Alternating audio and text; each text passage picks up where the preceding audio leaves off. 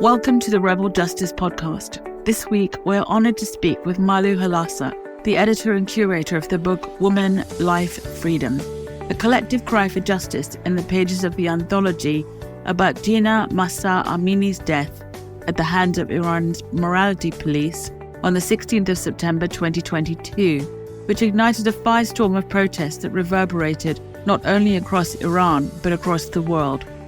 Women from all walks of life took to the streets, shedding their headscarves and boldly proclaiming Zan Zindagi Azadi in Persian or Jin Jian Azadi in Kurdish. Translation, Woman, Life, Freedom. Halasa's anthology is a raw and unapologetic exploration of the extraordinary bravery exhibited by Iranian women in the face of oppressive laws and the relentless efforts to silence them. The anthology takes readers on a journey behind the scenes of forbidden fashion shows where women negotiate the risk of expressing their individuality. I mean, this mixed medium presentation of the creativity throughout the protests also was reflected in the fact that the revolution is about all ethnicities, all generations, all genders, as you said, queering of the revolution as well. And it's not just this idea of an Iranian woman, young woman, it's actually all of these multiple. It is multiple. And also just going back to a point about the past was that the book is an anthology that definitely gives insight into the protests that were happening and are still going on now. However, for the reader, I felt to understand what was happening in front of us now, we really had to have context of Iranian women's lives. Absolutely. Like, how did women's lives change when the country became an Islamic Republic in 1979? Mm-hmm. And there were two articles that we included, Hengame Golastan's photographs, iconic black and white photographs of mass women's demonstrations against compulsory veiling that happened weeks after the Iranian Republic, weeks after Khomeini came into power, because these were women who had fought for the revolution. And, you know, the revolution, the 1979 revolution had been very bloody. A lot of people died. It was horrible. Women had really fought in the front line for that revolution, for that change in their country.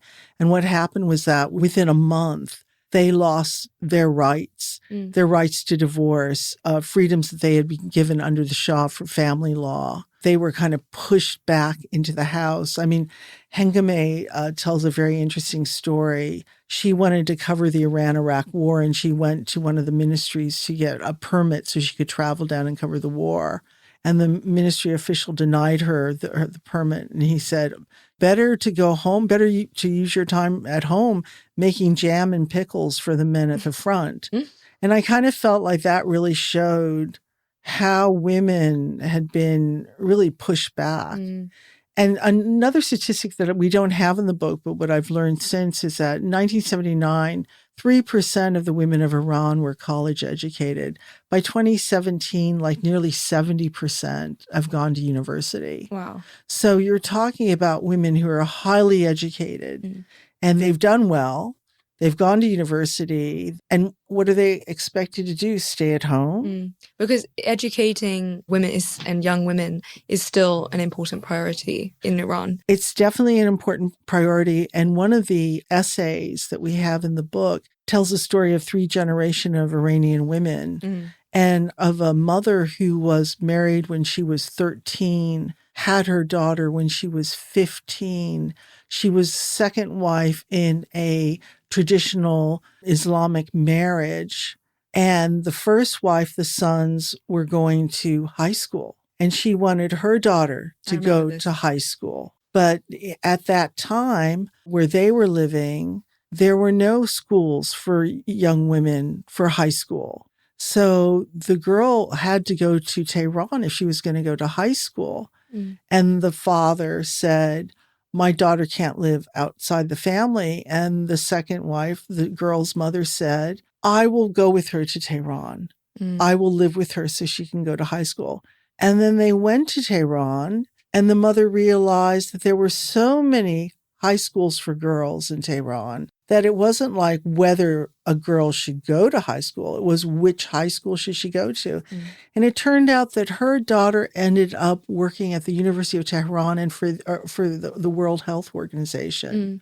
And so the essay is being written by the first daughter who's grown up and become a mother and had children. And it's one of her daughters that are writing, remembering the lessons that's come down during the generations. So education has been very important. That was a really beautiful essay. I remember hearing those three, well, through the perspective of one generation, but the three voices was really powerful and how things have changed. I also wanted to speak more about Hengame Golistan's work as well. And also because you spoke about the power of photojournalism. You've spoken about also the power of rap and conscious sort of protest, and speaking more about the past and how the creative mediums in women life freedom protests have maybe changed or compared to the past movements of the Green Movement, the 1979 revolutions. Like, how is it different? It's interesting. I think you can really see it in photojournalism particularly, because during the 1979 Islamic Revolution, people were taking photographs, but there was a ban on all press in the country. And that the only way that they could see their what was going on in the country was that there were some photographers that were already working for Time magazine or for Newsweek. And that Newsweek and Time, I think it was Time that was publishing photographs, and you could buy that issue of Time magazine in the international hotels. But you couldn't find any other locally produced media or newspapers or magazines that were published inside the country because there was a ban on any sort of news. So what happened was that in the 1979 revolution, people would put their photographs of what was going on the city walls. And in Tehran, people would go out and look at the photographs to understand what was happening. Also, there was a man, Hengame Golistan told me about a man who has been documented in other photographs. He would walk around town pinned with photographs that had been taken of, I'm afraid to say this, corpses on the street, so that people could see what was actually going on. That was in 1979. It's a walking billboard. A walking billboard. That was in 1979. And then in 2009, the Green Movement, you had a whole generation of young photojournalists on the street documenting those demonstrations. That was digital, wasn't it? Because the 1979 was still analog. It was still analog, but those photographs were being printed. They were being published in the newspapers. There was a reform press inside the country. And also they were being sent abroad and being published. The regime was really upset about that. And Nisha Tavakolian, who's a Magnum photographer, talks about the last day that she was a photojournalist. It was during the Green Movement, where she was taking a picture of demonstrators, and a man turned and he put his hand in front of his face, so that that his identity would not be seen by the regime. Yeah. And that's when she realized that photojournalism, I'm sure that she already knew that, photojournalism inside Iran was dangerous. But she said that was her last day. But also at the same time, the regime was targeting photojournalists. A friend of mine tells a story that the authorities came to his house, knocked on the door, and they showed him a pile of photographs. And they said, "Oh, can you tell us who took these photographs? We want to know the names of the photographers." And as my friend was going through them, he realized that he had taken some of those pictures. And he said to the authorities, "No, I don't know. And they said, "Oh, okay, well, think about it. We'll contact you again." And they went away. And then maybe like a few nights later at 3 a.m. in the morning, he receives a phone call. And it's the authorities saying, "Have you thought about it? And do you know who took those photographs?" And my friend packed a bag and left the country immediately. Yeah. So during the 2009 movement, a whole generation, because Transit Tehran is just filled, the book that I've done with Maziar Bahari is just filled with incredible photojournalism. On the cover, we have these Iranian women police. They're like abseiling down a building. Like it's just like mad. also had a essay by Nusha Tavakolian about Maria, a trans truck driver. So photojournalism was really, really a very important, on one hand, social activity, like documenting life inside the Islamic Republic was very important at that time. And a lot of people did it. But after the targeting of journalists and photojournalists, a whole generation went into the artist studio.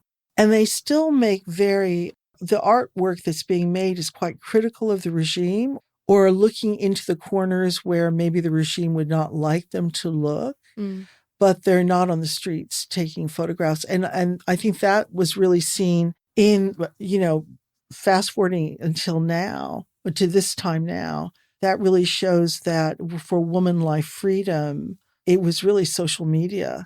Yeah. And it was the videos. The videos have been very important, Instagram, Twitter, all of that. I was going to move into that as well to talk more about the role of social media and tech activism, how important that has been, especially to counteract the digital surveillance of the state. And I loved also there was a great, let me see if I find it here, Alexander Cyrus Poulikakos. Poulikakos. He wrote, "Unity of places has become possible temporarily without unity of time and physical space." And he wrote this in relation to the graffiti in the city shared through the digital realm. And I thought that was a wonderful way of seeing how it's shifted the revolution to this kind of unbounded exploration of protest and resistance to disseminate the message. Definitely, they're disseminating the message, and that's been going on the streets, through graffiti, word of mouth, through all of that song, but also I think definitely through social media, because without that, I think that's what really alerted the world. And the world being alerted also gave the revolution power. Like it sustained it, it kept it going. Just like the artwork, it sustained it and kept it going. Yeah. But the technology, it's a double-edged sword. On one hand, you have like incredible surveillance of the people. The government peers into cars. The government peers into not just everyone's lives, but into what they're looking on on the internet. So you have all that going on. And then you have these tech activists, whether they're here or here in the West or they're in Iran, and they're trying to, figure out a workaround. So they said, Ashley Bellinger writes about the tech in Iran, and wrote that, or one of the people that she interviewed said that when the internet goes down, people are killed because the world is no longer watching. So it's important to have the tech activism to try to keep ahead of the incredible surveillance that's going on. And we could talk more about as well the importance, because there is an essay of more on the tech activism, especially on the decriminalization of VPNs. I mean, maybe you could speak more about the importance of VPNs in Iran, because I did not know anything about this until I read it in your anthology. I thought it was very fascinating, actually. Well, VPNs are a way that they can have access to the internet. But some of the VPNs that they buy and have access through are government-owned, government-promoted, and maybe even the hand of the government is hidden.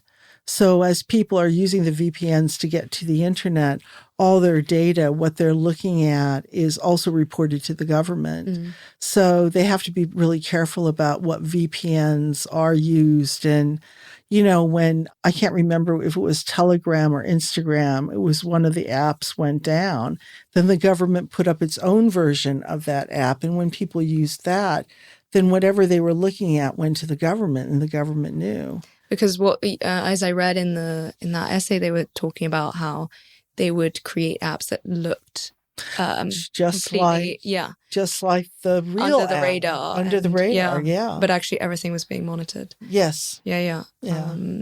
So that really showed as well the tactics and strategies behind government surveillance. But even it's interesting, those tactics.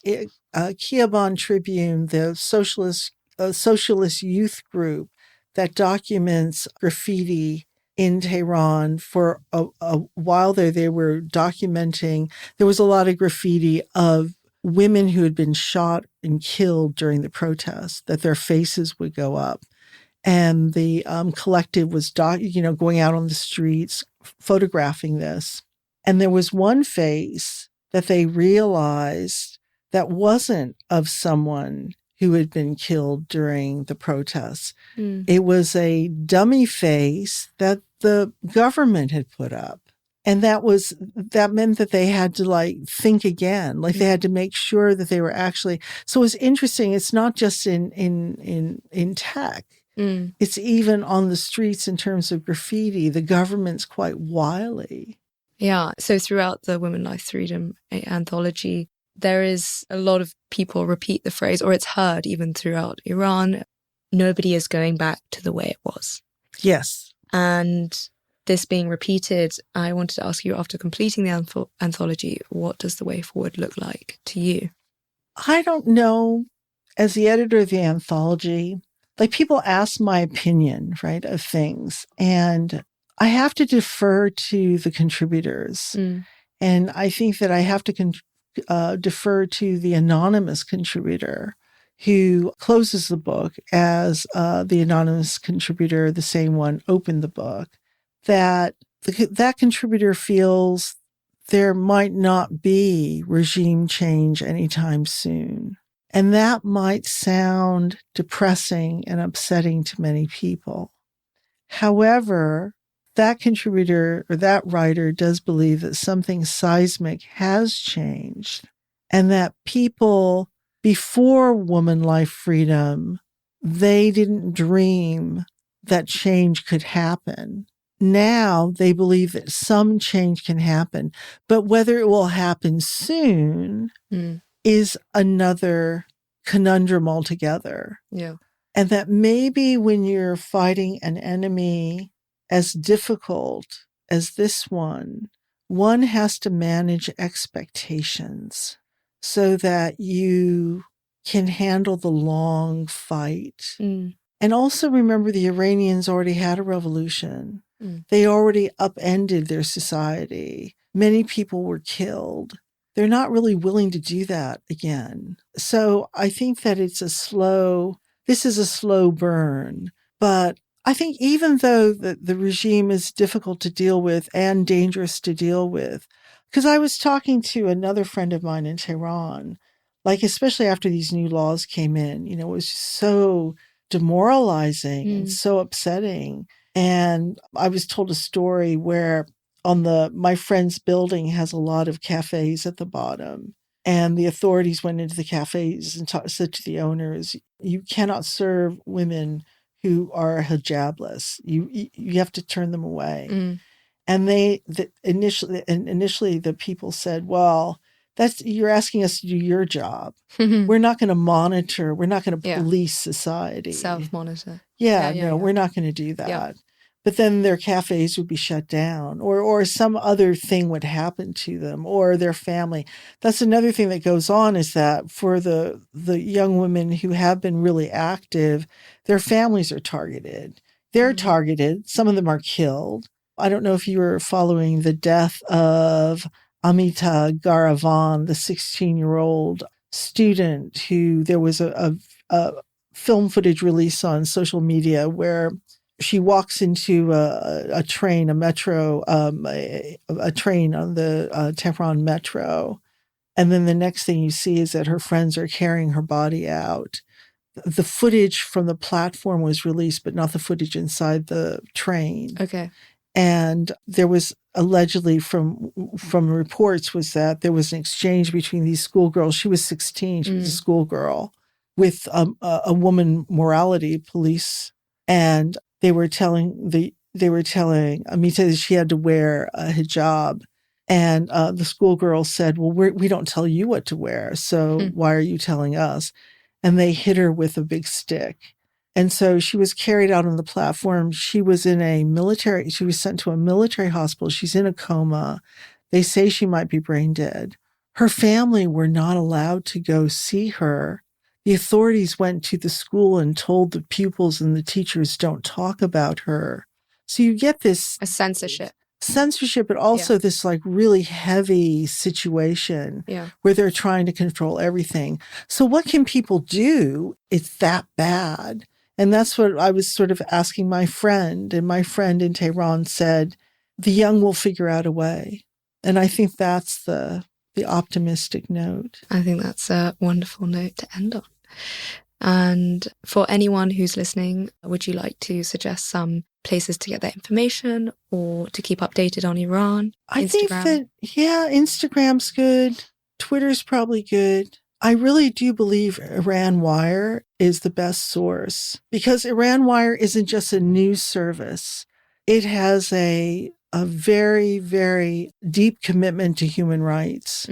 So all of their investigative pieces, all their research goes to human rights reports, which I think is really important.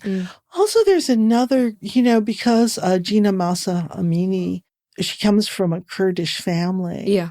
It was the Kurds that have really been in the forefront of woman life freedom. And there is a Kurdish news agency called Harana, Hrana. And they are actually very much on it. And a lot of the news that's reported in the West, Harana is breaking that news. So I think it's important to even go even deeper to that source. They have their website is in Kurdish, but also in English. So I think that's, a wonderful resource. Thank you so much. My name is Celeste, and I'm the host for this episode of the Rebel Justice podcast. Thank you so much, Malu Halasa, for being our guest here. I hope you all got a taste for the anthology and go out and buy a copy. Thank you so much. Thank you very much, Celeste. Thank you.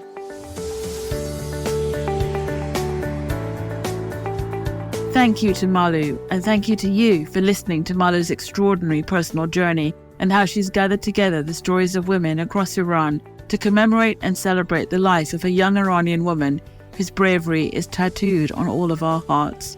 Check out our social media post with Malu's selection of artists and prose to find out more.